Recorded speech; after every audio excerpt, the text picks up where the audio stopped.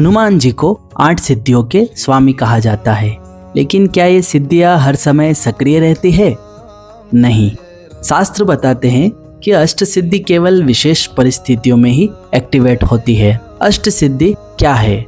हनुमान जी को जिन 8 शक्तियों का वरदान मिला था वे हैं अणिमा, लगिमा, महिमा, प्राप्ति, प्राकाम्य, इशित्व, वशित्व, गरिमा। ये वे यौगिक शक्तियां हैं जिनसे इंसान बेहद विशाल, बेहद सूक्ष्म, बेहद तेज या कहीं भी तुरंत प्रकट होने की क्षमता पा सकता है। हनुमान जी में ये सिद्धियां कब एक्टिवेट होती है?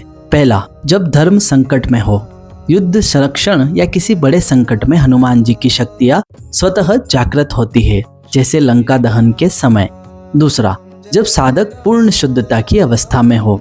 शास्त्रों में कहा गया है जिन्हें हनुमान जी का आह्वान पूर्ण श्रद्धा, उपवास और नैतिक सुचिता से किया जाए, उनके लिए हनुमान जी की अष्ट सिद्धियां रक्षक ऊर्जा के रूप में प्रकट होती है। तीसरा, विशेष मुहूर्तों पर, अमावस्या रात, मंगलवार संध्या काल, हनुमान जन्मोत्सव, इन समयों में तेजस तत्व अत्यंत सक्रिय माना जाता है।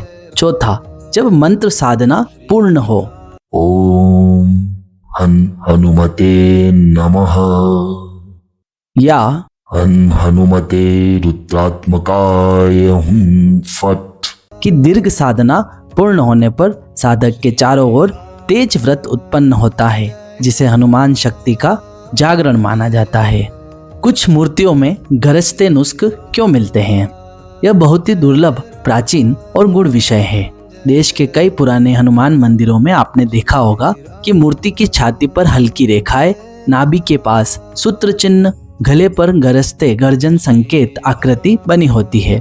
इन्हें भक्ति कला नहीं माना जाता, बल्कि ये युद्ध ऊर्जा को संकेतित करने वाले यौगिक नुस्खे हैं।